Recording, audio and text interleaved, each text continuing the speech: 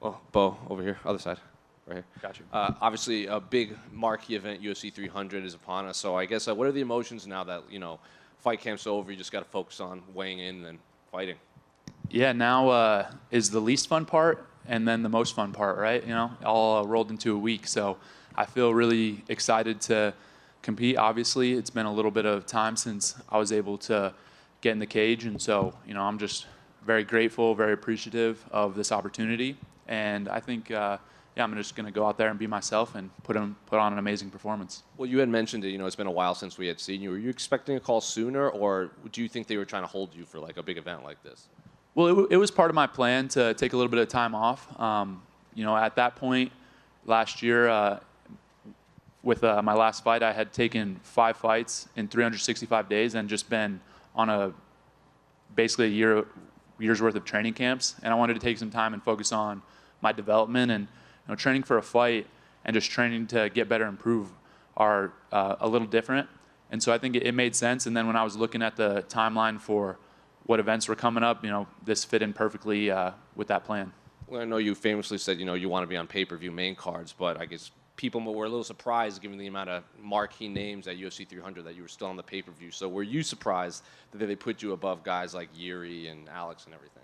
Yeah, I didn't expect it. I think that it's a big honor for me to be where I'm at on the card and just to be on this card in general because there's so many amazing fighters and so many guys that have a ton of experience and who are just doing big things in the sport. And so I feel like it says a lot about me, about the UFC and our plans, and I think they align. And I think that I'm just grateful to be where I'm at and grateful to have this platform to go do my thing. When they brought Cody Brundage's name to you, another guy with an extensive wrestling background, not at your level, but he obviously wrestled for most of his life. So what did you make of his name when they approached you?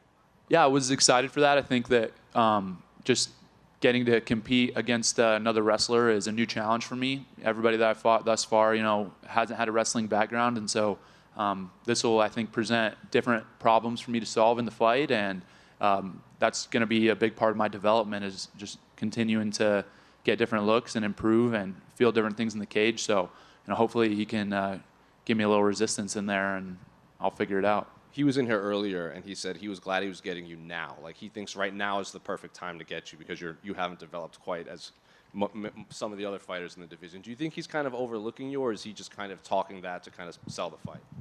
I think that makes perfect sense what he's saying because, I'm only going to improve and get better, right? Like, I think if it were up to him, he would have loved to get me like a year ago, right? So, everybody knows that my capability and what I was able to do in wrestling, and I think they obviously assume that that'll translate over to fighting, and it has so far. So for him to say that, I think makes perfect sense. And I think for me, it's just continually improving and moving forward. And my goal isn't to win. I obviously want to win this fight, but my goal is to be the pound-for-pound #1 fighter in the world and UFC champion. So this is a part of that process. And you were obviously in the headlines for your comments about Jordan, Burrow, and everything. So I guess what's the wrestling community reaction to that and the reception to your comments?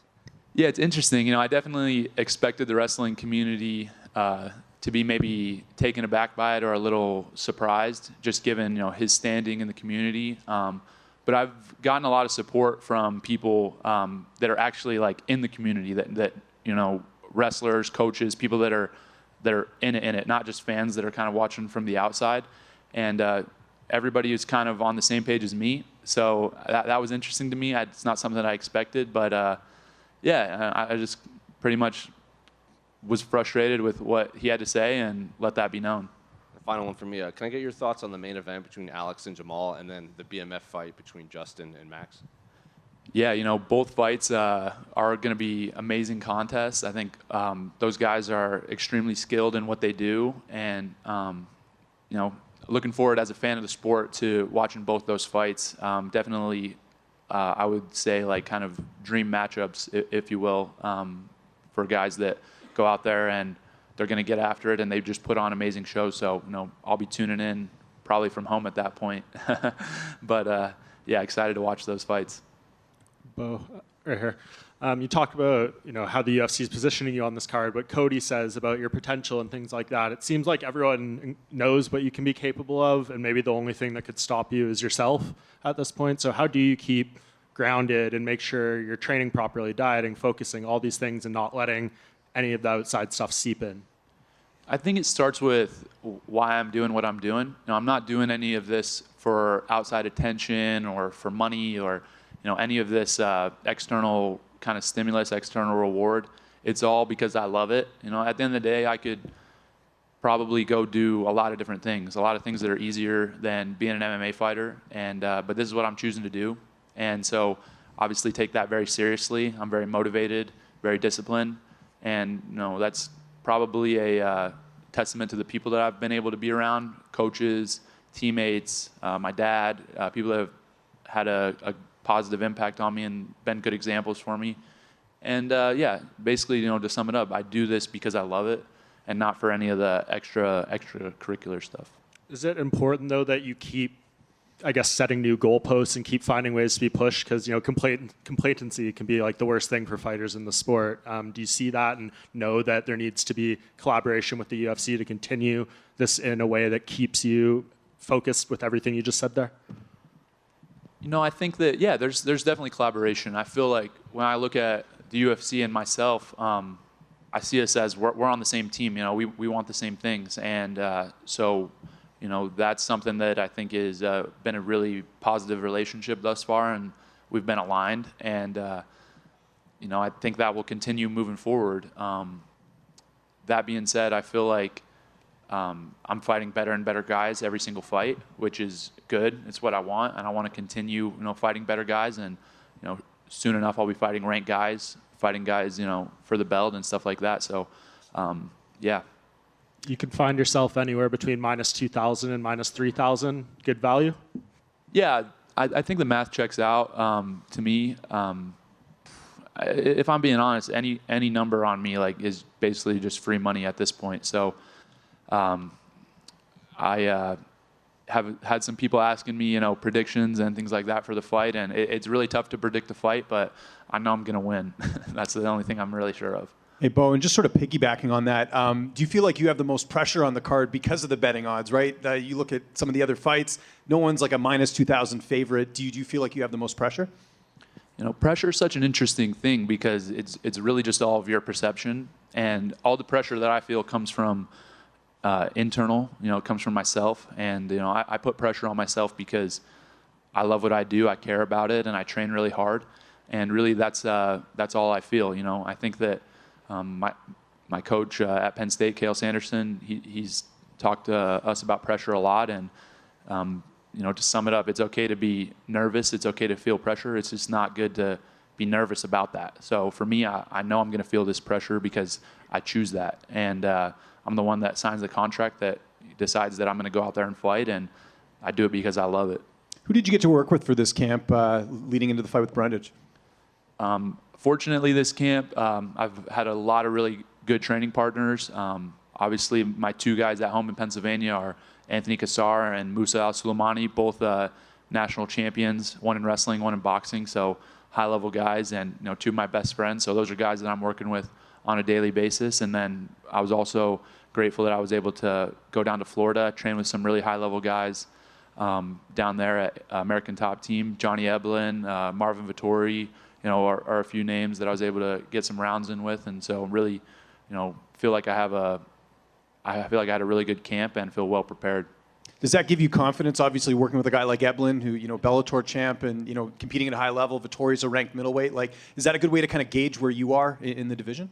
Yeah, I think so. For me, development is very important. It's important for me to push myself against the best guys. And I think that, obviously it's cliche, but people talk about, train hard and fight easy. And that is the way I see it, though. That's been the way I've seen it since I was a kid. And I always, traveled to get the best training partners when I was in middle school and high school, and then going to Penn State for college. Obviously, I had the best training partners in the world. And, I'm taking that same mindset into MMA, and I want to work with the best guys, best coaches, and I feel fortunate and grateful that they're, wanting to work with me as well. And if all goes well, like you're saying, and you get a finish, and it's another impressive performance, is this sort of the last fight you think before we start getting you to fight maybe like a ranked opponent or like a more notable opponent in the division? Do you feel like this is kind of the last one? It's possible. I think that that's a conversation between myself and the UFC, and we'll figure out what we want to do. But I'm not in a rush. I'm only 28 years old. I just turned 28, and I got a lot of more time to continue to improve and develop and get better. But again, I've said it before. I'll say it again. The goal is to be the pound-for-pound #1 fighter in the world. And I want to continue to fight better and better guys. But at the same time, focus on the improvement aspect of it. Like, I need to get better to get to where I want to be. And so whatever the development looks like and the process, then that's what it'll be. And just last one for me, Khamzat Chimaev now looks like he's a mainstay at 185. He's fighting Robert Whittaker coming up. I know this is down the line, but you got to be a bit excited about that potential matchup just with both of your styles. Definitely excited about that matchup. I think obviously Khamzat's a little bit ahead of me in terms of position in the organization and rankings, but I feel like that's a matchup that a lot of people want to see. And that fight with Whittaker is going to be an amazing fight. Two guys that are competing at a very high level, and I'm looking forward to watching it, and definitely looking forward to that fight down the line. Hey, Bo. When you were 8 years old, you told your parents that you wanted to qualify here. Is that a moment where you know you're going to dedicate your whole life to the world of combat? I think, it was. I think that I was just around it so much. My granddad wrestled in college. He was a wrestling coach. My dad wrestled his whole life, was a wrestling coach. And so it was just something that's what you're around, right? And the guys that I looked up to were high school wrestlers, college wrestlers, and they had it. And so for me, that was just my path. And again, there was other things I could have done, and it was never like something I was forced into, but I felt like it was my choice and what I loved. And I'll be involved in combat sports forever. Even when I'm done competing, I think that I'll coach at some capacity or be involved somehow. Touching up again on the main card placement, I know you're probably more oriented on that. Some people weren't really too fan of that. So does that add an extra chip on your shoulder or motivation to go out there and make an even bigger statement? It's interesting because I guess first off, it's not really me that decides that. I know that a lot of people, pull up the quote of me saying like, I'm a main card guy and stuff like that. But I feel like that at the end of the day, the UFC made a business decision, and it made sense for me to be on the main card. That being said, as far as the opinions of others, they're not super relevant to me. I feel like those are going to ebb and flow, and I'm, confident that in a year or two, once I've established myself more and built my reputation in this sport more, that people will think it's a no-brainer and look back on it, and it'll make a lot more sense. Last one for me. Fellow fighter under the same management, Ilya Topuria has a big title win in Anaheim a couple months ago. What did you make of that performance? So happy for Ilya. He's a guy that I have been watching for a long time, and just you could see it as a student of the sport. I could see it coming almost, just with his skills and his mindset and being able to be around him. You could tell that he just had a championship aura around him, probably even before he got into the UFC. And so I was so happy to kind of see his dreams be realized, and it's definitely motivational for me seeing somebody come up and achieve his goals. That it's now I feel like I'm the next guy to go do that. Hey, Bo. I was wondering, how has being a father changed any of your mindset and just that approach to competition now, just having that, proverbial something more to fight for? It's interesting. I think that for me, I've always been very competitive. I'm always somebody that I'll do whatever I need to do in the competition to win. And, having a son, I feel like more than anything, I just want to be a good dad to him. I don't think it really gives me any extra motivation. I already feel fully motivated internally, but I definitely feel excited just to spend time with him and get to know him as he grows and gets older. And I want to be a good fighter, and I have big goals within fighting, but it's more important for me to be a good dad. So whatever that looks like, it could be outside fighting. That's my priority. Two-parter. What was it like taking him to his first wrestling match? And two, have you already thought about what college you'd like to make him an offer? That's funny. It was a really cool, kind of surreal moment to be able to bring him to a Penn State match at, I guess at that point he would have been, 2 months old, and just a cool experience. Obviously, I had a lot of great memories at Rec Hall in the Penn State arena, and to bring him there was special. And as far as him going to school or what he's going to do, I think that I would love it if he chose to do something different than me, just because I feel like he can be his own person and figure out what he likes. And if it's wrestling, then that's great. I'll obviously support him, but I definitely want to leave that up to him and let him figure that out. You mentioned Penn State. Real quickly, what are your thoughts on them breaking the tournament record scoring points that's been since like 1997? Yeah, amazing. I think the team this year at Penn State was extremely special. A lot of special individuals, comprised that team. Had two. Obviously, you mentioned the team scoring record, but also two four-time NCAA champions in the same year, which there's probably no way that's ever going to happen again. And so, for me, I'm just grateful to be able to be around those guys and still be in there and training with these guys on a daily basis. They obviously helped me a ton in keeping my wrestling sharp, and I'm grateful that I just get to be around high-level people. It's something that I feel like is a big blessing. Bo, you are very dialed in. You're doing the Rogan podcast. You're very regimented, very wise about your views and your schedule and your training and all of that. Cody was in here. He was saying that some people around him, they said that you're like the Jesus Christ of MMA. I believe that as you keep climbing the ladder, people will try to pick at that cool, calm psyche. One, what do you think about that? And two, can you walk on water? Well, I definitely I don't love that comparison as a Christian. I think it's I don't really feel like that about myself at all. I think that I'm just trying to do my best out here, and I'm a little confused by the question, I guess, but I feel like I don't want. Are you prepared for people to, as you climb Right. the ladder, to pick at your? Gotcha. Yeah. cool community?